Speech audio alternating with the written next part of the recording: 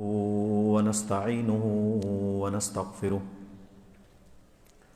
ونعوذ بالله من شرور أنفسنا ومن سيئات أعمالنا من يهده الله فلا مضل له ومن يضلل فلا هادي له أشهد أن لا إله إلا الله وحده لا شريك له وأشهد أن محمدًا عبده ورسوله صلى الله عليه وسلم أما بعد فإن أصدق الحديث كتاب الله وخير الهدي هدي محمد صلى الله عليه وسلم وشر الأمور محدثاتها وكل محدثة بدعة وكل بدعة ضلالة وكل ضلالة في النار أعوذ بالله السميع العليم من الشيطان الرجيم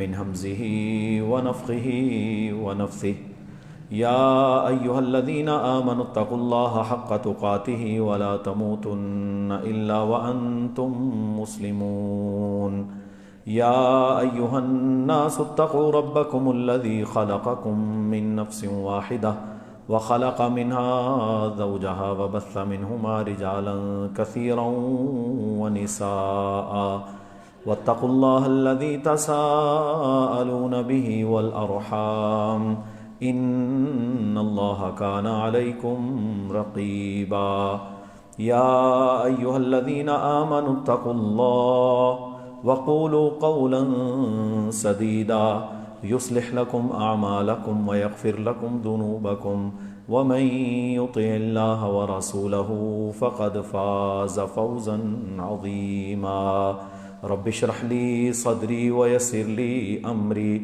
واحلل عقدة من لساني يفقهوا قولي اللهم صل على محمد وعلى آل محمد كما صليت على إبراهيم وعلى آل إبراهيم إنك حميد مجيد اللهم بارك على محمد وعلى آل محمد كما باركت على إبراهيم وعلى آل إبراهيم إنك حميد مجيد. سورہ حجرات میں اللہ رب العالمین نے ایک اور بڑے اہم موضوع کو ڈسکس کیا ہے،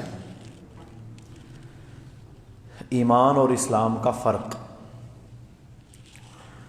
فرمایا قالت الاعراب آمنا، بدویوں نے، گاؤں کے رہنے والوں نے یہ کہا کہ ہم ایمان والے ہیں، ہم ایمان لائے. قل لم تؤمنوا، آپ ان سے کہہ دیجئے کہ تم ایمان والے نہیں ہو، ولیکن قولوا اسلمنا، بلکہ تم یہ کہو کہ ہم مسلمان ہیں، ہم اسلام لے کر آئے. اب یہاں اللہ تعالیٰ نے ایمان اور اسلام کو الگ الگ ذکر کیا ہے. ایمان والا کون ہے اور اسلام والا کون ہے، اس کے فرق کو بیان کیا. تو یہاں جب رب العالمین نے یہ فرمایا کہ قالت الاعراب آمنا، بدویوں نے جب یہ کہا کہ ہم ایمان والے ہیں، جبکہ وہ ایمان والے یعنی جن کے بارے میں یہ ذکر ہے وہ نہیں تھے، بلکہ وہ تو منافق تھے.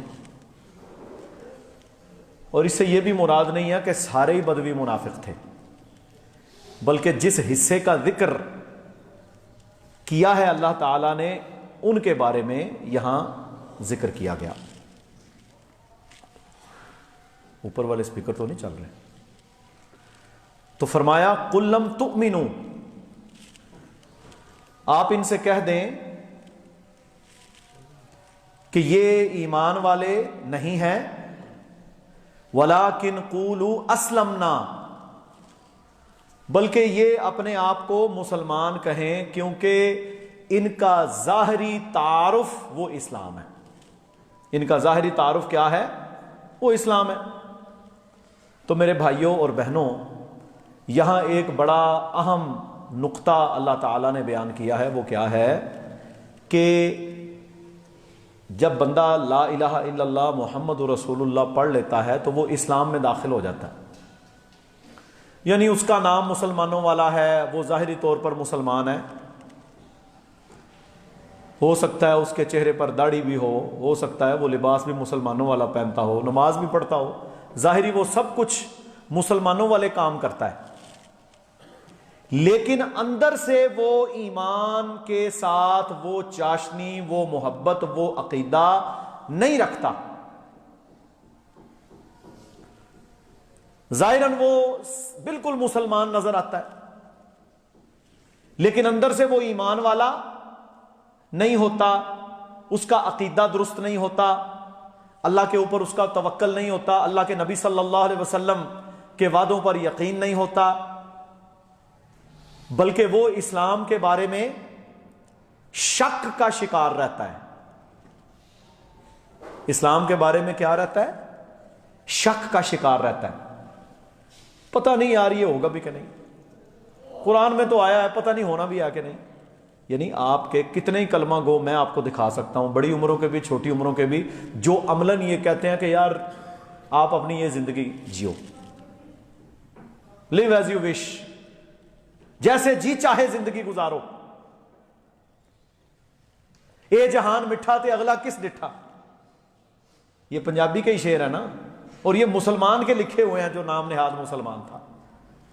یعنی ظاہراً اس نے کلمہ بھی پڑھ لیا، وہ ایم این اے، ایم پی اے، وزیر، تاجر، سب کچھ بن گیا، لیکن اندر کا وہ مسلمان نہ ہو سکا، اندر سے وہ کیا رہا؟ منافق۔ اچھا، منافق کا جو سب سے سوکھا آسان ترجمہ ہے نا وہ پتہ کیا ہے؟ جھوٹا مسلمان۔ منافق کسے کہتے ہیں؟ جھوٹا مسلمان۔ تو یہاں پر اللہ تعالیٰ نے اس طرف توجہ دلائی ہے جو آج کے دور میں بھی بڑی اہم چیز ہے، بڑی اہم چیز ہے، اور فرمایا کہ مومن کون ہے؟ انما المؤمنون الذین آمنوا باللہ ورسولہ، فرمایا مومن وہ ہیں جو اللہ پر ایمان لے کر آئے، اللہ کے رسول پر ایمان لے کر آئے، ثم لم یرتابوا، اور پھر انہوں نے ایمان میں شک نہیں کیا۔ شک میں پڑ جاتے ہیں نا لوگ، شک میں پڑ جاتے ہیں، پھر انہوں نے ایمان میں اللہ کے وعدوں پر، اس دنیا کی زندگی میں جو اعمال وہ کر رہا ہے، اس کا جو مقصد حیات ہے، اس کا جو اصل مستقبل آخرت ہے، قیامت کا دن ہے، حشر کا میدان ہے، جنت اور جہنم ہے، اللہ کے سارے نبی ہیں، اللہ کی ساری کتابیں ہیں، یعنی یہ ایمان کے تقاضے، یہ فرشتے ہیں، آخرت پر ایمان، تقدیر پر ایمان، اچھی یا بری ہو، وہ بالکل ان میں سے کسی چیز کے بارے میں شک نہیں کرتا۔ اچھا، اس میں ایک کیٹیگری یہ بھی ہے جو آج کل کی اکثریت ہے، آپ اس سے پوچھو ہاں جی آخرت پر ایمان رکھتے ہو؟ کہتا جی۔ آخرت پر ایمان رکھتے ہو؟ کہتا جی، لیکن کام سارے وہ کرے گا گویا کہ یہ آخرت پر ایمان نہیں رکھتا، کرتوت اس کے سارے ایسے ہوں گے گویا اسے کوئی لینا دینا نہیں ہے اللہ کے دین کے ساتھ، اسے کوئی ڈر نہیں ہے کہ مجھ سے پوچھا جانا ہے، اسے کوئی فکر نہیں ہے کہ اللہ تعالیٰ نے مجھے اپنے سامنے کھڑا کرنا ہے۔ تو اللہ تعالیٰ نے یہاں پر کیا فرمایا؟ ثم لم یرتابوا، فرمایا پھر وہ اللہ پر ایمان جب لاتے ہیں نا، تو اللہ کے رسول پر ایمان لاتے ہیں تو کیا کرتے ہیں؟ پھر وہ اس ایمان میں اور اس ایمان کے تقاضوں میں شک نہیں کرتے۔ آپ دیکھیں نا اپنے معاشرے کو، جو بندہ اپنی بہن اور بیٹی کا حق مار کے اسے حصہ نہ دے کے اس کے باپ کی جائیداد میں سے ساری زندگی سانپ بن کر اس پر بیٹھا رہتا ہے، اس سے پیدا ہونے والی کھیتی باڑی سے فائدے اٹھاتا ہے اور ان کو نہیں دیتا، میرے بھائیو ایمان اس کا کہاں ہے؟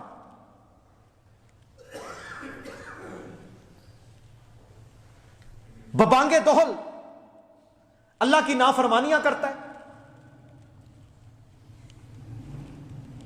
اللہ کے قانون کے خلاف قوانین بناتا ہے، ان پر عمل کرتا ہے، شریعت سازیاں کرتا ہے، اسلام دشمنوں کا یار بنتا ہے. تو یہ سارے کی ساری جو بری خصلتیں ہیں یہ کیا ہیں؟ فرمایا اس کو شک ہے. یہ کون ہے جس کو شک ہے؟ اور فرمایا ایمان والا شک بھی نہیں کرتا، اور اس کے بعد کیا کرتا ہے؟ وَجَاهَدُوا بِأَمْوَالِهِمْ وَأَنفُسِهِمْ فِي سَبِيلِ اللَّهِ. پھر اللہ تعالیٰ نے یہاں پر کسوٹی کس کو بنایا؟ جہاد کو. فرمایا وہ صرف نماز، روزہ، حج، زکوٰۃ یہ نہیں کرتا، سب سے اعلیٰ معراج یعنی اپنی جان تک اسلام کے لیے دینے کو تیار ہو جاتا. آپ نے دیکھا ہے نا لوگوں کو مدینے کی دعائیں کرتے ہیں، کوئی مکہ جانے کی دعائیں کرتا ہے، کوئی مسجد اقصیٰ جانے کی دعائیں کرتا ہے، کوئی کچھ کرتا ہے، لیکن وہ اتنی دعائیں کرنے کے باوجود اپنی نماز وقت پر نہیں ادا کر سکتا. بیسک چیز ہے نا. اسی طرح فرمایا وَجَاهَدُوا بِأَمْوَالِهِمْ وَأَنفُسِهِمْ، جہاد کرے گا اپنی جانوں کے ساتھ اور اپنے اموال کے ساتھ، فی سبیل اللہ، اللہ کی راہ میں، اولئک ھم الصادقون، فرمایا یہ وہ ایمان والے ہیں جو سچے ایمان والے ہیں. تو یہ جہاد کو اللہ تعالیٰ نے کیا بنوایا ہے؟ کسوٹی، کسوٹی بنایا. اچھا آپ دیکھ لیں یہ جب الیکشن ہوتے ہیں نا تو یہ سارے ممبروں کو وہ جج کے سامنے پیش کرتے ہیں، وہ کبھی کبھی ان کا انٹرویو بھی لے لیتا ہے، کبھی کبھی ان کا نا انٹرویو بھی لیتا ہے. ہم بھی ایک دفعہ موجود تھے آپ کے منڈی کے، یہ جو آج کل نہیں مامے بنے ہوئے بڑے بڑے، یہ ایم این اے، کوئی ایم پی اے بنا ہے، کوئی کچھ بنا ہوا ہے. جب ان کے انٹرویو ہوئے میرے بھائیوں، ان کو ہمارے 6-7 سال کے بچے والی بیسک اسلام کی معلومات کے بارے میں بھی پتہ ہی نہیں ہے، بالکل علم نہیں ہے.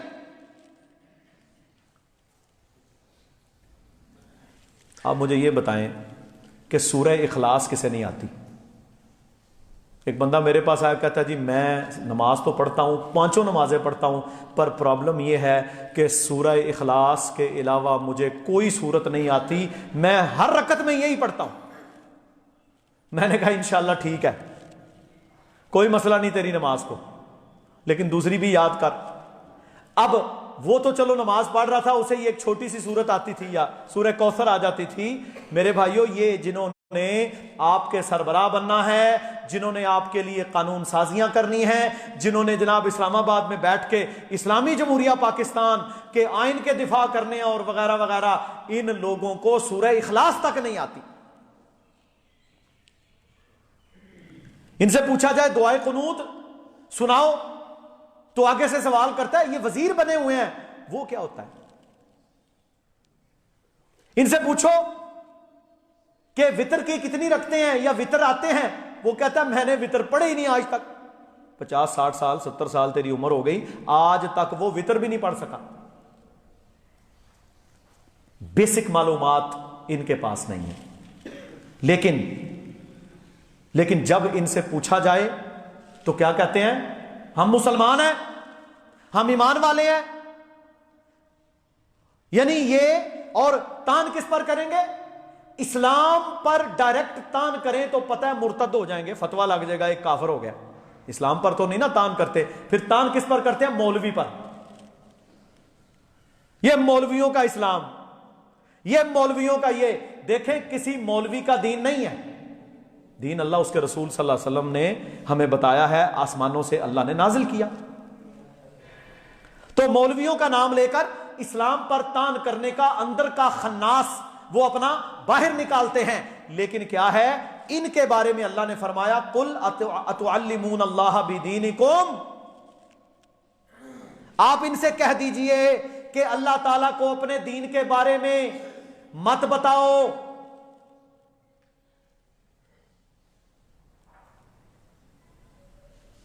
یہ دعوے اللہ کے سامنے یا لوگوں کے سامنے کر کر کے یہ ثابت کرنے کی ناکام کوشش نہ کرو. واللہ یعلم ما فی السماوات و ما فی الارض. اللہ تعالیٰ زمین اور آسمان میں جو کچھ ہے ان سب چیزوں کے بارے میں جانتا ہے، اور تمہارے بارے میں بھی جانتا ہے کہ تم کتنے ایمان والے ہو.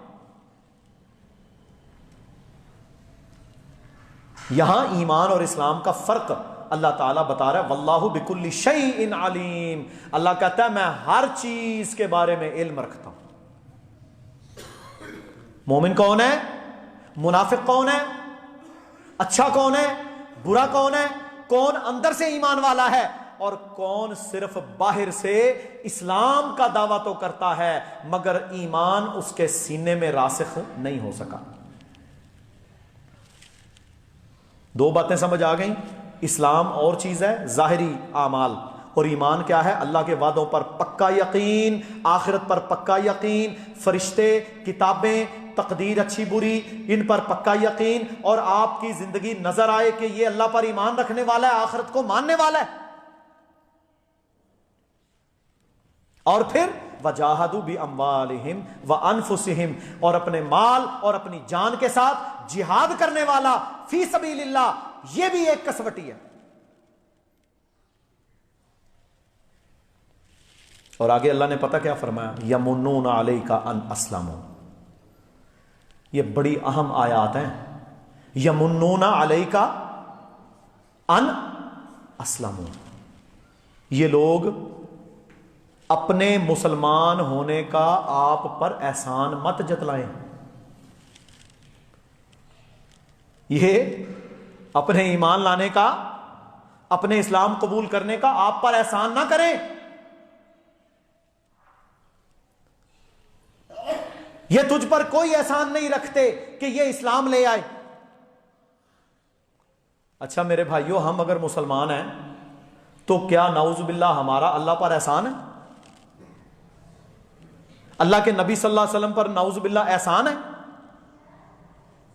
یا کسی مولوی پر، اپنی جماعت پر احسان ہے آپ کا اگر آپ نے اسلام قبول کیا؟ اگر آپ نماز کے لیے آتے ہیں تو یہ مرکز البدر پر احسان ہے؟ اگر آپ اللہ کی راہ میں خرچ کرتے ہیں تو کیا یہ اللہ کے دین پر احسان ہے؟ اگر آپ نیک اعمال کرتے ہیں تو یہ میرے بھائیوں کسی جماعت کے امیر پر احسان ہے؟ تیری نمازیں، تیرے روزے، تیرا حج، تیری زکاتیں، تیرا دین ہے، تیرا اسلام ہے، یہ کسی پر احسان نہیں ہے. تو خرچ کرے گا تو کسی پر احسان نہیں، تو اسلام لے کے آیا تو کسی پر احسان نہیں، تو نے نیکی کی تو کسی پر احسان نہیں. یہ کس پر احسان ہے؟ یہ اپنی ذات پر احسان ہے تیرا. آپ یہاں خطبہ سننے آئے ہیں، مجھ پر کوئی احسان نہیں کیا آپ نے. میں یہاں جمعہ پڑھا رہا ہوں، میرا آپ پر احسان نہیں ہے، نہ جماعت پر. میں سمجھانے کے لیے یہ سارے پیرائے بیان کر رہا ہوں. کوئی کسی پر احسان نہیں کرتا. اللہ کہتا ہے یمنون علیک ان اسلموا. او اسلام قبول کر دے ہو تے اتوں احسان جتلان دے ہو. اللہ کے نبی کے پاس آتے تھے نا یہ بدو اور یہ منافق، اسی جی اسلام قبول کر لیا،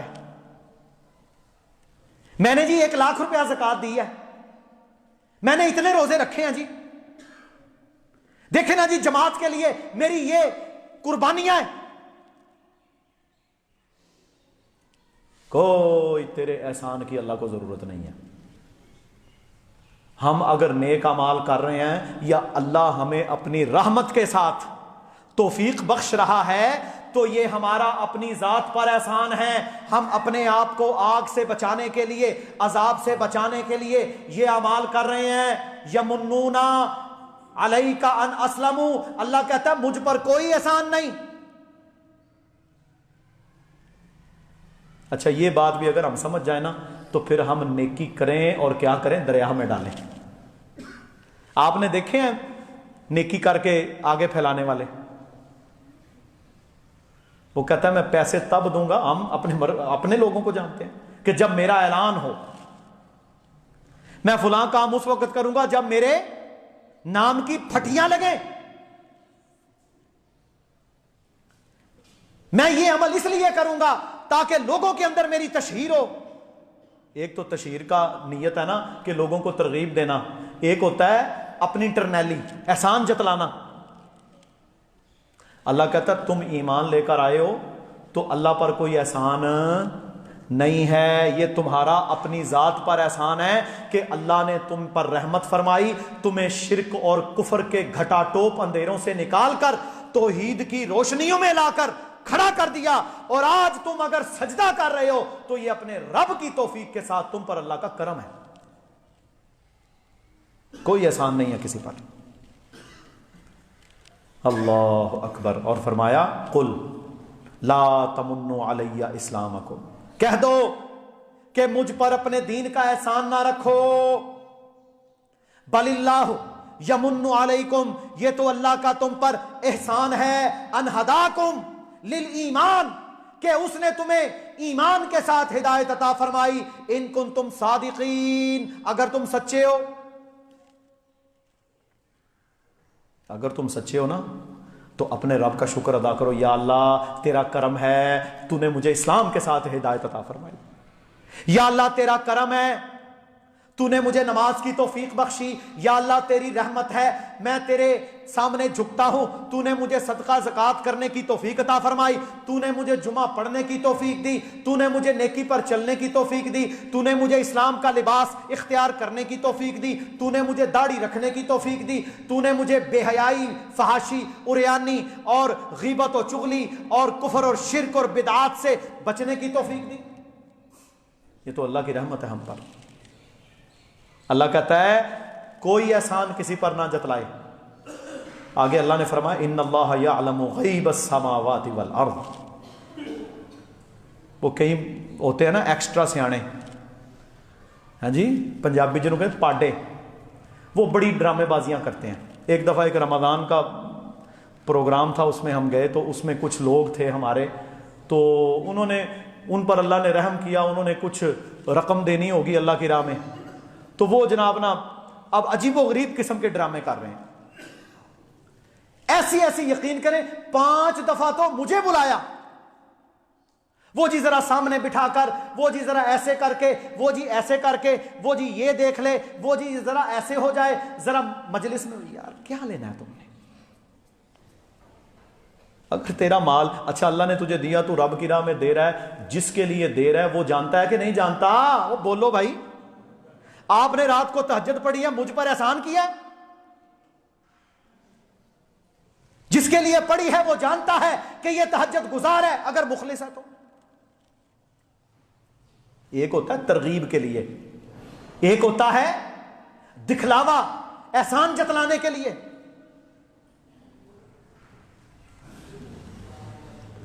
اچھا مسجد، آج کل ہمارے پاکستان میں مسجد کمیٹیوں کے بھی بڑے روڑے ہیں نا، الحمدللہ ہمیں تو اللہ نے اس مصیبت سے پاک رکھا ہوا ہے، لیکن آپ بڑی مسجدوں میں جائیں نا تو بڑے مسجد کمیٹیوں کے روڑے، وہ جس چودھری صاحب نے کوئی روپیہ لاکھ لایا ہوئے نا مسجد تے، وہ ساری زندگی امام خطیب اور مسجد انتظامیہ پر احسان ہی جتلاتے رہتے ہیں۔ ایسی پوایا سی مسئلے، یہ ساڈا ہی سارا کام ہے، ادھر لینٹر میں ہی پوایا سی۔ او میرے بھائی، تو نے ڈلوایا ہے تو اپنی نیکی کو بچا کے رکھ، کسے اتنے دین نہیں کیتا تم۔ اگر تجھے اللہ نے توفیق دی ہے نا کہ تیرا 5-10 ہزار اللہ تعالیٰ اپنی راہ میں قبول کر رہا ہے، تو اسے سنبھال کے رکھ، مت احسان جتلا کسی پر۔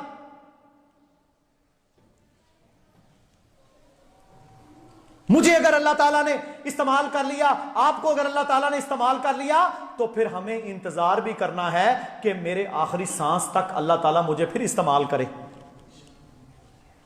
یہ نہ ہو کہ مال بھی خرچ کیا، محنت بھی کی، عبادتیں بھی کی، قربانیاں بھی دیں، لیکن آخر موت کفر پر آ جائے۔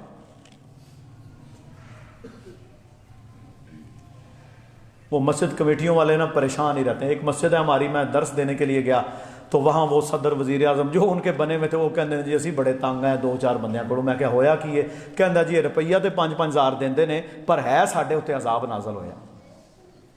یہ ہے وہ مصیبت جس کا ذکر اللہ تعالیٰ قرآن میں کر رہا ہے. اور تو 5,000 دے رہا ہے تو اللہ کے مال میں سے دے رہا ہے تو صبر کر, چھپا کے دے اور پھر احسان نہ جتلا. اچھا بھائی میں اگر مسجد کمیٹی کا صدر ہوں, میرے سے ایک غریب آدمی مزدور ہے, وہ 12:15 کا آ کے پہلی صف میں بیٹھا ہوا ہے, مجھے یہ رائٹ پہنچتا ہے کہ میں اسے اٹھاؤں؟ نہیں نہ پہنچتا. ہاں اگر کوئی قرآن زیادہ جاننے والا ہے, اللہ نے معیار دنیا کے نہیں رکھے, اللہ نے یہ معیار ضرور رکھا ہے کہ لوگوں جو قرآن زیادہ جاننے والا ہے نا وہ امام کے پیچھے کھڑے ہیں. کیوں؟ امام فوت ہو جائے نماز پڑھاتے ہوئے, امام پر جیسے حضرت عمر پر حملہ ہوا شہید ہو جائے تو پیچھے کھڑا ہوا یہ نہ ہو کہ جسے سورہ فاتحہ بھی نہ آتی ہو. امام کے پیچھے کون کھڑے ہوں گے؟ جو قرآن کے حفاظ ہیں, علماء. یہ معیار اللہ نے رکھا ہے. لیکن کہ جی یہ مسجد کمیٹی کا صدر ہے, یہ فلاں عہدیدار ہے. اب ایک بندہ جو نیکی لینے کے لیے بیچارہ 12:15 خطبے سے آدھا گھنٹہ پہلے آ کے بیٹھا ہوا ہے, اٹھو جی اٹھو. کئی مسجدوں میں جاؤ نا, انہوں نے 2-4 کپڑے رکھے ہوتے ہیں اگلی 4 جگہوں پر. میں نے ایک دفعہ ایک مسجد میں گیا, میں نے پوچھا جی ہے کی ہے؟ انہوں نے کہا جی ایتھے فلاں صاحب اور فلاں صاحب بیٹھ گئے. میں جانتا تھا اس بھائی کو, میں نے اس کو حدیث بھیجی. رسول اللہ صلی اللہ علیہ وسلم نے فرمایا کسی بندے کے لیے یہ جائز نہیں ہے کہ وہ مسجد میں اپنے لیے جگہ مقرر کرے. ایک ہے کہ پہلے آ جائے پہلے پا لے, وہ کہتے ہیں نا پہلے آئیے پہلے پائیے. جو پہلے آیا وہ پہلی صف میں بیٹھے, لوگوں کو مت پھلانگے کہ جی وہ صدر وزیر اعظم وہ جنرل سیکرٹری وہ خزانچی صاحب ادھر بیٹھیں گے چاہے وہ جناب آخر میں پہنچیں. یہ کوئی طریقہ نہیں ہے. اللہ کہتا ہے واللہ ان اللہ یعلم غیب السماوات والارض. او لوگو میں غیب کو جو زمین و آسمان میں ہے اس کا جاننے والا ہوں. تمہارے دلوں میں پیدا ہونے والی ایک بات کو میں جانتا ہوں. تمہارے دلوں کے خناس سارے اللہ کو پتہ ہیں, اس لیے اللہ تعالیٰ کے سامنے چلاکیاں نہیں کرنی. واللہ بصیر بصیر بصیر. اللہ کہتا ہے میں دیکھتا ہوں بما تعملون, کیا اعمال کر رہے ہو تم. اس آیت پر غور کیا آپ نے؟ اللہ کہتا ہے غیب کی کنجیاں غیب میں جاننے والا ہوں. واللہ بصیر بما تعملون. میں تم بصارت میں سب دیکھتا ہوں جو تم کر رہے ہو. تو تم نے اگر اسلام قبول کیا یہ کسی پر احسان نہیں ہے, یہ تمہارا اپنے اوپر احسان ہے. اگر اللہ نے تمہیں عبادت کی توفیق دی یہ تمہارا اپنے اوپر احسان ہے. ہاں یہ اسلام نے اسلام کی بنیاد پر قرآن زیادہ جاننے کی بنیاد پر اللہ تعالیٰ نے یہ رکھا ہے کہ جو قرآن جاننے والے ہیں ان کو جماعت کے وقت آگے ترجیح دی جائے گی. حتیٰ کہ جب غزوہ احد میں 70 صحابہ شہید ہوئے تو اللہ کے نبی صلی اللہ علیہ وسلم کے پاس صحابہ آئے, انہوں نے کہا جی کہ قبریں کم پڑ گئی ہیں, 70 صحابہ شہید ہیں, وقت نہیں ہے, تو کیا کیا جائے؟ فرمایا جو قرآن زیادہ جانتا ہے اسے زیادہ ترجیح دو. ایک ایک قبر میں 5-5 7-7 شہداء سبحان اللہ ان کو دفن کیا گیا. فرمایا جو ان میں قرآن زیادہ جاننے والا ہے اسے اوپر ترجیح کے ساتھ VIP پروٹوکول دینا ہے. اچھا VIP پروٹوکول کسے ملے گا؟ جو دین زیادہ جانتا ہے, جو قرآن زیادہ جانتا ہے, جو اللہ کے دین کا علم زیادہ جانتا ہے. یہ ہے اللہ کے ہاں پروٹوکول. اور یہاں پروٹوکول کن کا ہے؟ جو لوگ یمنون علیک ان اسلموا, اسی اسلام قبول کیتا جی, پیچھے ہو جاؤ جی پیچھے ہو جاؤ, صدر صاحب آگے نے. صدر صاحب چاہے جماعت کے وقت آئے ہیں, خطبہ سننے کی انہیں توفیق ہی نہیں. اللہ کا خوف ہی نہیں, حقارت ہے ان کے دماغ میں. یہ میں جرنل بات کر رہا ہوں پورے ملک پوری دنیا کی. ہم تو جاتے رہتے ہیں نا مختلف جگہ, وہاں پر یہ ڈرامے چلتے ہیں. اگر اللہ تعالیٰ نے تجھے کسی مسجد کا متولی بنا دیا یا تجھے کسی نیکی کا ذمہ دار بنا دیا تو یہ کس کا احسان ہے؟ تیرا احسان ہے اللہ پر؟ اللہ کا احسان ہے تجھ پر. تو اپنی اس تولیت کو اتنے زبردست انداز میں گزار کہ اللہ قیامت کے دن تجھے معاف کر دے. اللہ کہ یہ وہ بندہ ہے جو مسجد کی خبر گیری کرتا تھا. اچھا ان کو نا جو نیکی کی بنیاد پر مسجد کی خبر گیری کرتے ہیں، مسجدوں کے ساتھ محبتیں کرتے ہیں، بغیر احسان جتلائے ہوئے، بغیر تکبر کیے ہوئے، کسی کو حقیر جانے ہوئے، ان کے بارے میں اتنا پروٹوکول شریعت نے دیا ہے کہ ایک وہ صحابیہ جو سیاہ فام تھیں، سیاہ فام غریب مسکین عورت، لیکن اس کی خوبی کیا تھی؟ صحیح البخاری میں حدیث ہے، وہ مسجد کی صفائی ستھرائی، جھاڑو لگانا، مسجد کی خیر خبر کرنا، ہر وقت وہ اللہ کی بندی کرتی تھی. ایک دفعہ وہ فوت ہو گئیں. رسول اللہ صلی اللہ علیہ وسلم کہیں سفر میں تھے، صحابہ نے جنازہ پڑھ کے تدفین کر دی بقیع کے قبرستان میں. کیسی عظیم وہ عورت تھی. امام الانبیاء نے جب چند دن انہیں نہ دیکھا، کہا وہ عورت مسجد کی صفائیاں کرنے والی وہ کہاں گئی ہے؟ کہا جی وہ تو فوت ہو گئی. اللہ کے نبی صلی اللہ علیہ وسلم ہم نے جنازہ پڑھ کے انہیں دفن کروا دیا ہے. فرمایا آؤ میرے ساتھ. نماز پڑھی مسجد میں. امام الانبیاء صلی اللہ علیہ وسلم کا وی آئی پی پروٹوکول دیکھیں اس عورت کے لیے. فرمایا آؤ میرے ساتھ. قبرستان میں گئے بقیع میں اور اس کی قبر پر کھڑے ہو کر نماز جنازہ دوبارہ پڑھائی.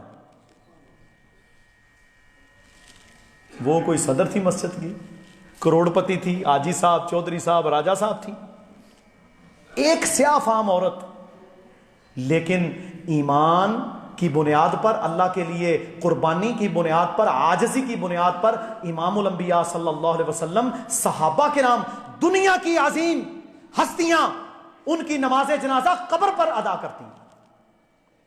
صحیح بخاری کتاب الجنائز. اس سے یہ بھی ثابت ہوتا ہے کسی کی نماز جنازہ پڑھی جا چکی ہو تو اس کی قبر پر بھی جا کر بعد میں بھی جنازہ پڑھا جا سکتا ہے. یہ ہے ایمان. فرمایا جو مسجد کی خبر گیری کرتا ہے اس کے ایمان کی گواہی دو کہ یہ نیک آدمی ہے. اس میں ایک دوسرا پہلو ضرور بیان کروں گا. یہ اللہ کے جو گھر ہیں نا، جتنے بھی مساجد ہیں، ان کا خیال رکھنا ہم سب کی ذمہ داری ہے کہ نہیں جی؟ اور میرے بھائیوں، اگر اللہ تعالیٰ آپ کو توفیق بخش رہا ہے نا کہ آپ نے مسجد کے کسی کونے میں جھاڑو لگا دیا، کوئی ایک تنکا اٹھا دیا، اس کی صفائی ستھرائی، اس کو بنانے میں سنوارنے میں آپ کا کوئی کردار ہے، تو آپ اللہ کا شکر ادا کریں.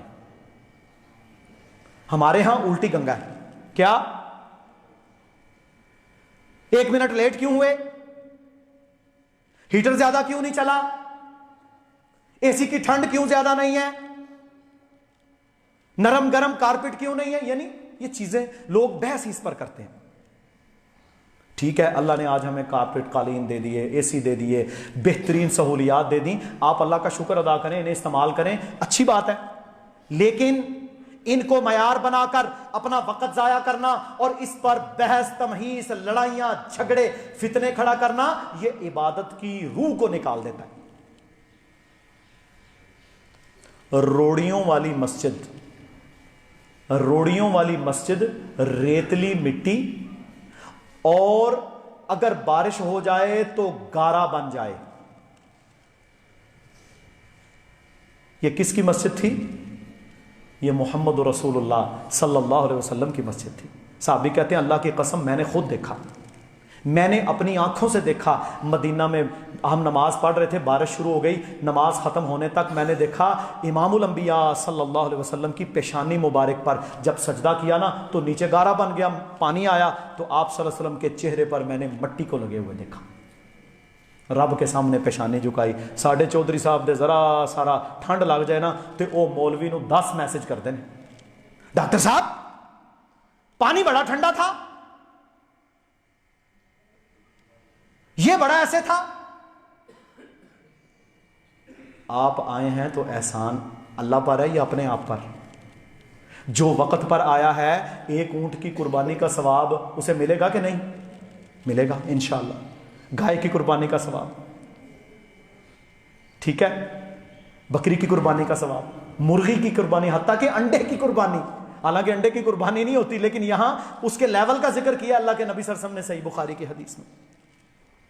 تو میرے بھائیوں، کیونکہ آج کا ہمارا ایمان اور اسلام کو الگ کرنے کا تھا، ایمان والے وہ ہیں جو عبادت کے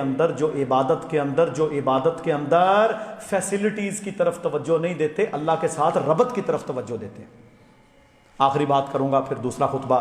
اللہ کے نبی صلی اللہ علیہ وسلم کے پاس جب جبریل علیہ السلام آئے نا انسانی شکل میں، تو انہوں نے آ کر مختلف سوال کیے۔ ایک سوال یہ کیا، مل احسان یا رسول اللہ، اے اللہ کے نبی احسان کیا ہے؟ فرمایا احسان یہ ہے کہ ان تعبد اللہ کأنک تراہ، جب تو اللہ کی عبادت کرے تو ایسے عبادت کرے گویا تو اللہ کو دیکھ رہا ہے۔ فإن لم تکن تراہ فإنہ یراک، اور اگر گویا تو اللہ کو نہیں دیکھ سکتا، کسی کو یہ ہمت نہیں ہے کہ وہ اللہ کو دیکھ سکے، تو کم از کم تیرا یہ عقیدہ، تیری سوچ اور فکر ضرور ہو کہ میرا اللہ مجھے دیکھ رہا ہے۔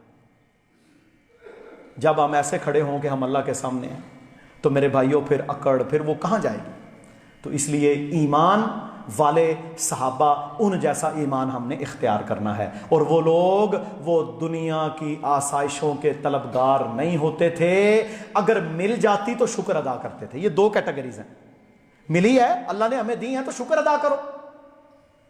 اب دیکھیں نا، یہاں اگر مسجد میں کہیں گندگی نظر آ گئی، صفائی کرنے والے سے رہ گئی، تو شور ڈالنے کی بجائے اگر میں خود جھاڑو پکڑ کے اسے اٹھا دوں تو میرے ساتھ سے کوئی میرا بیج اتر جائے گا؟ میری عزت میں فرق پڑ جائے گا؟ نہیں نہ پڑے گا۔ یہ سوچ اور فکر ہم نے بیدار کرنی ہے۔ جب یہ سوچ اور فکر ہم بیدار کریں گے تو میرے بھائیوں پھر دیکھیں گے آپ کہ انشاءاللہ ہر شخص تقوی کے ساتھ انشاءاللہ بڑھ چڑھ کر اللہ کے دین کے کاموں میں آگے سے آگے آئے گا۔ مٹی ڈالنی ہے، تدفین کرنی ہے، جنازہ ادا کرنا ہے، تیمارداری کرنی ہے، تعزیت کرنی ہے، آگے سے آگے بڑھ کے جائے۔ یہ نیکیاں مفقود ہوتی جا رہی ہیں، مصیبتیں پڑی ہوئی ہیں، بدعات زیادہ ہیں اور سنت کے اعمال کم ہیں۔ اللہ رب العزت ہم سب کو سمجھنے کی اور ایمان والا بننے کی توفیق عطا فرمائے، اور ہمیں منافقت سے، ان فضول چیزوں سے، اپنی ذاتی چودراہٹوں سے اور دنیا پرستی سے بچا کر اللہ ہمیں دین کے لیے جتنا استعمال کرے۔ پھر اللہ سے یہ بھی ہم دعا کرتے ہیں کہ یا اللہ ہمارے اعمال کی حفاظت بھی فرمانا۔ سبحان ربک رب العزت عما یصفون وسلام علی المرسلین والحمد للہ رب العالمین۔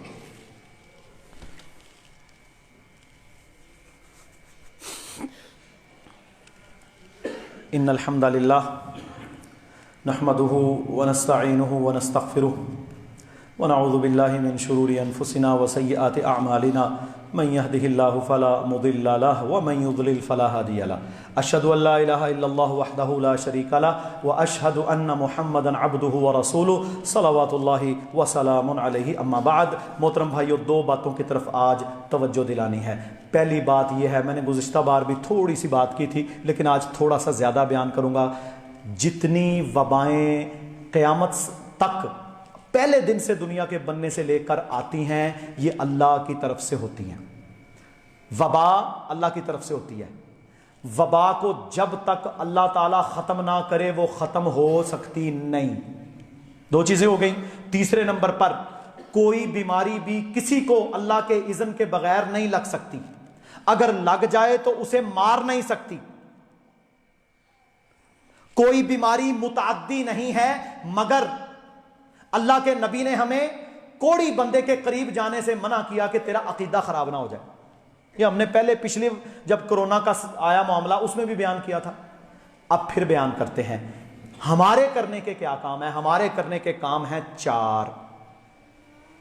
کتنے کام ہیں؟ چار۔ پہلے نمبر پر اپنے عقیدے کی اصلاح کرو۔ کوئی بیماری اللہ کے اذن کے بغیر لگ نہیں سکتی، اگر لگ جائے تو مجھے مار نہیں سکتی، اور اگر میں مر گیا تو وبا سے مرنے والے کو شہید قرار دیا گیا اگر وہ ایمان والا۔ بات سمجھ آ گئی جی؟ ایک۔ دوسرے نمبر پر، صبح و شام کے اذکار ہم نہیں کر رہے، سستی، 5 منٹ صبح 5 منٹ شام، چلتے پھرتے کر لیں۔ 2001 میں میں نے ایک درس سنا صبح و شام کے اذکار کی فضیلت پر، حافظ سیف اللہ منصور رحمۃ اللہ علیہ کا۔ مجھے کچھ آتے تھے اس وقت، کچھ نہیں آتے تھے۔ واللہ اس درس کے سننے کے بعد میں نے رات سونے سے پہلے تک سارے یاد کر لیے، مجھے اتنا مزہ آیا. کوئی مشکل نہیں ہے، کرنا چاہے تو بندہ کر سکتا ہے، کوئی مشکل نہیں ہے. اور کسی پر احسان نہیں یاد کیا، اپنی ذات کی حفاظت ہے. صبح و شام کے اذکار لازم پکڑیں. بسم اللہ الذی لا یضر مع اسمہ شیء فی الارض اعوذ بکلمات اللہ التامات من شر. مختلف دعائیں ہیں، کتابیں موجود ہیں. جس کے پاس نہیں ہے میں اسے کارڈ بھیجوں گا، میں اسے کتاب بھیج دوں گا واٹس ایپ پہ. پڑھے صبح و شام کے اذکار، خود بھی کرو، اپنی بیوی کو بھی کہو، اپنی والدہ کو، اپنی بہنوں کو، اپنے گھر والوں کو، اپنے بچوں کو، سب کو صبح و شام کے اذکار سکھائیں. اللہ کے نبی نے فرمایا جو صبح و شام کے یہ اذکار کر لیتا ہے اللہ کی کوئی مخلوق اسے نقصان نہیں پہنچا سکتی. یہ اللہ کے نبی کی بات ہے. صبح و شام کے اذکار کرنے، رات سونے کے اذکار کرنے، یہ دعائیں تسبیحات پڑھنی ہیں. ان کے بارے میں فضیلت ہے. جب آپ یہ کریں گے تو اللہ تعالیٰ آپ کو بیماریوں سے، مصیبتوں سے، پریشانیوں سے محفوظ فرمائے گا. کریں گے جی انشاءاللہ. جسے نہیں آتے وہ رابطہ کرے میرے ساتھ، میں اسے کارڈ کہے گا کارڈ بھیج دوں گا، حصن المسلم کہے گا حصن المسلم بھیج دوں گا. فنگر ٹپ کے اوپر. سارا دن ہم اپنے موبائل کو فضولیات کے لیے استعمال کرتے ہیں. کاش کہ میں اپنے موبائل میں وہ کھول کے اذکار وہ یاد ہی کر لوں. پھر پتہ کی کہندے نے جادو ہو گیا جی ساڈے تے، ساڈے گھر خون دے چھٹے ٹکدے نے جی، ڈاکٹر صاحب ساڈے گھر ہو جاندا ہے، سانو راتی نیندر نہیں آندی، ہماری پیٹیوں میں کپڑے جل جاتے ہیں، ہماری کینچیوں سے جناب یہ ہو جاتا ہے، کٹ جاتے ہیں، فلانا ڈھماکہ. وجہ کیا ہے؟ تو صبح و شام کے تسبیحات کر کے اللہ کی پناہ میں تو آیا ہی نہیں. ڈاکٹر کے پاس جاؤ، سیکورٹی گارڈ رکھو، عامل کے پاس جاؤ، پیسہ ضائع کرو، شرک کی طرف جاؤ، بدعات کی طرف جاؤ. صبح و شام کے اذکار مفت میں ہمارے پاس موجود ہیں، وہ نہیں کرنے. یہ بڑے اہم ہیں. اس وقت کی سب سے اہم چیز ہے صبح و شام کی تسبیحات جو اللہ کے نبی نے کی ہیں. میرے علم کے مطابق 5 منٹ فجر کے بعد لگتے ہیں، 5 منٹ عصر کے بعد لگتے ہیں، اس سے زیادہ ٹائم نہیں لگتا. پھر اللہ نے آپ کو یہ بھی آسانی دی، بیٹھ کر نہیں کرنے، عصر کی نماز پڑھیں جائیں چلتے چلتے کر لیں، فجر کی نماز کے بعد گھر جا کے کر لیں، لیکن صبح و شام کے اذکار ضرور کریں. آپ کو اللہ تعالیٰ وباؤں سے، مصیبتوں سے بچا کے رکھے گا. دوسرا کام، اپنی قوت مدافعت پر توجہ دیں. اپنی قوت، سب سے بڑی چیز جو ہماری قوت مدافعت ختم کر رہی ہے نا، وہ پتہ کیا ہے؟ سب سے بڑی چیز کوک، فانٹا اور پیپسی. دوسری بڑی چیز چائے، تیسری بڑی چیز کافی، چوتھی بڑی چیز بازار کا کھانا، برگر، پیزے، ٹماٹو کیچپ، کیمیکل کی بنی ہوئی چیزیں. یہ ساری کیا ہیں؟ یہ آپ کی امیونٹی کو بالکل خراب کر دیتی ہیں اور پھر آپ تیار ہو جاتے ہیں بیماری کے لیے. آؤ جی، اور امیونٹی بڑھانی ہے تو سنت پر آ جاؤ. پھر وہی سنت ہے. قوت مدافعت بڑھانی ہے تو سنت پر آ جاؤ. زیتون استعمال کرو، ادرک استعمال کرو، لہسن استعمال کرو، شہد استعمال کرو، کھجور استعمال کرو، انجیر کو رات کو بھگو کر استعمال کرو. اتنے بینیفٹ ہیں آپ سوچ ہی نہیں سکتے. انتڑیوں میں زخم، میدے میں زخم، 2 انجیریں آپ سادہ پانی میں بھگو کے رکھ دیں، صبح نیم گرم کر کے پانی بھی پی لیں، انجیریں بھی کھا لیں. نہ تیری آئرن کم ہوگی، نہ تیرے اندر فائبر کی کمی ہوگی، قبض دور بھاگے گی، قوت مدافعت بڑھے گی. تجھے اور چاہیے کیا؟ اور پھر وہ انجیر جس کے بارے میں کیا فرمایا اللہ نے؟ والتین والزیتون. مجھے قسم ہے انجیر کی اور زیتون کی. کیا کہتے ہیں؟ ڈاکٹر کے پاس جاؤ گے وہ کیا دے گا؟ Antibiotic, anti allergic, pain killer کھاؤ. جب ایک دفعہ اینٹی بایوٹک آپ کھاتے ہیں نا، 3 مہینے آپ کی قوت مدافعت پیچھے چلی جاتی ہے. اور میرے بھائیوں، دہی نہیں ہوتا، دہی، یہ ڈبوں والا دہی نہیں جو گھر میں آپ جاگ لگاتے ہیں. دہی اور لسی یہ قوت مدافعت کا خزانہ ہے. اگر سردی میں کورونا سے بچنا چاہتے ہو تو یہ پہلی چیزیں جو میں نے بتائیں وہ اختیار کرو. اور دہی میں 1 چھوٹی چمچ کلونجی کا تیل، جس کے بارے میں اللہ کے نبی نے کیا فرمایا؟ موت کے علاوہ ہر بیماری سے شفا ہے. اچھا کرونا تم پر نہ بھی آیا اور تھوڑی بیماریاں نے تھے، یہ ہو گیا جی، وہ ہو گیا جی. दही ठंडा ना हो, फ्रिज से बाहर हो, एक छोटी चम्मच कलवंजी का तेल उसमें मिक्स करके इस्तेमाल करें, ठंडा भी नहीं लगेगा और तुम्हारे जिस्म का वो फ्रेंडली बैक्टीरिया पूरा हो जाएगा। 70% कुव्वत मुदाफत मेडिकल साइंस कहती है तेरे मैदे से है। और जिस मैदे में शवारमा सुबह के वक्त जनाब केक पीस, मैंने कहा नाश्ता किया है मरीज सो, कहना जी एक केक खादा, चाह का कप पीता, मैं दो ही जहर खा के आया, एक केक ते एक चाह का कप।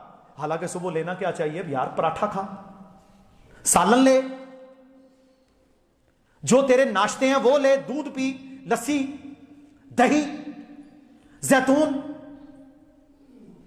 किसी अरब के यहां हमारी दावत थी, हम गए, वल्लाह कोलियों के अंदर डालकर जैतून पड़ा है, शहद पड़ी है, खजूरें पड़ी हैं खाने के साथ।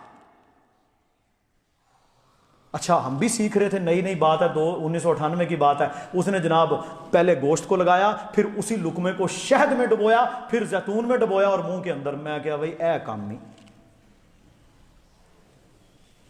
और हमारे यहां लक दुखदा जी, फलानी कमजोरी, ये कमजोरी, वो कमजोरी। वजह क्या है? वजह यह खुराक ही अच्छी नहीं है। कोक से कभी कोई बॉडी बिल्डर बना है? शवारमे खा के कोई मुजाहिद बन सकता है? पिज्जा खा के आप कभी रेस विन कर सकते हैं ना? आप मेरे भाइयों, जिसे यूरिक एसिड नहीं होता, खाओ कट्टे का गोश्त, बेहतरीन दुनिया की ताकतवर चीज है। मछली इस्तेमाल करो। अच्छा मछली भी कौन सी खाएंगे? तली हुई। आज आपको एक बात बता देता हूं, ये सिर्फ सदका जारिया समझ के, जब आप किसी भी फिश को, कोई भी अच्छे से अच्छी मछली ले, ट्राउट ले लें, आप उसे जब फ्राई करते हैं ना, तो फ्राई करते हुए वो 70-80 डिग्री सेल्सियस से ऊपर पक के 10-15 मिनट, जितने गुड बाउंटीज उसके अंदर होती है ना, ओमेगा 3 फैटी एसिड्स, जो आपको फायदा देने वाली चीजें हैं, वो सारी तेल में मिक्स हो जाती हैं। फोगा खा के डकार मार के कार आ जाते। मछली खानी है तो उसका सालन बनाएं, जैतून का तेल थोड़ा सा डालें, फिश डालें, सब्जी डालें। आप जब उसे उतारेंगे ना, उस सालन में इतना तेल इकट्ठा हुआ होगा, ये सारा मछली के अंदर से निकला। यही तो आपको चाहिए, यही तो आपकी इम्यूनिटी बढ़ाएगा। इसी में तो ओमेगा 3 फैटी एसिड्स हैं जो तेरी इम्यूनिटी को, तेरे दिमाग को, तेरे विजन को, तेरी आंखों को ठीक करेंगे। वो पांडे कहां गए? वो अलसी की पिनियां कहां गई? वो मेरे भाइयों घरों के अंदर दाल बनाते थे लोग, आज लेता ही कोई नहीं। अगर बना लो, हमने पिछली बार बनाई, आधी से ज्यादा उसी तरह पड़ी हुई है, बच्चे खाते ही नहीं। लेकिन कम से कम उन्हें कुछ टेस्ट दें इन चीजों का। ये रियलिटी थी। पहले लोग बीमार क्यों नहीं होते थे? उनकी खुराकें होती थी। वो मेथरे खाते थे, वो ये खाते थे, वो पराठों के अंदर डाल डाल के मूलियां। आज बच्चों को मूली वाला पराठा दो, वो बुकाइयां लेगा। कुव्वत मुदाफत पर अमल करें, सुन्नत वाली खजूर, शहद, जैतून, इनकी तरफ पलट कर आए, इंशाल्लाह आपको फायदा होगा। ठीक है जी, एक चीज होगी। दूसरी बात वो ये है कि जी जो बंदा सूफीइज्म, इमरान खान ने कहा जो बंदा सूफीइज्म सीखना चाहता है तो पीटीवी के ऊपर एक और ड्रामा लग रहा है, वो देखे। ओ यार तू केड़े पासे लेके जा रहे हैं सानू?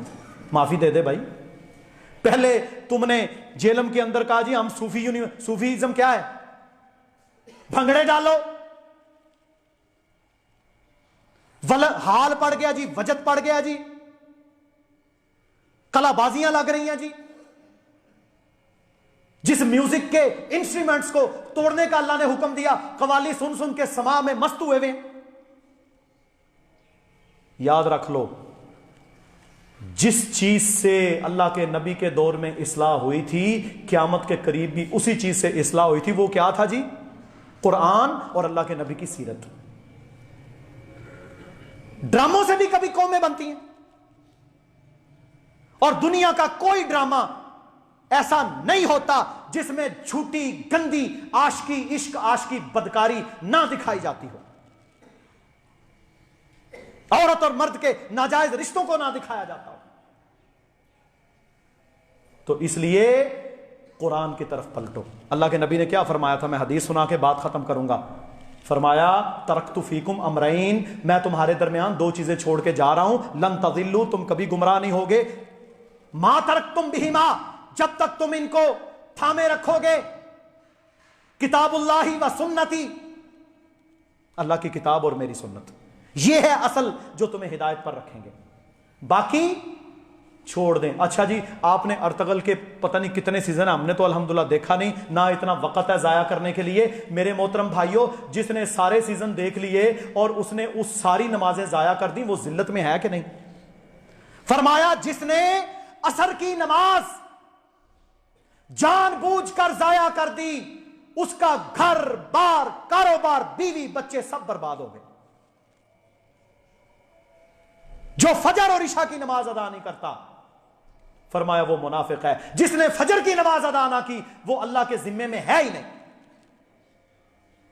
کس طرف لوگوں کو لگا رہے ہو اللہ کے بندو؟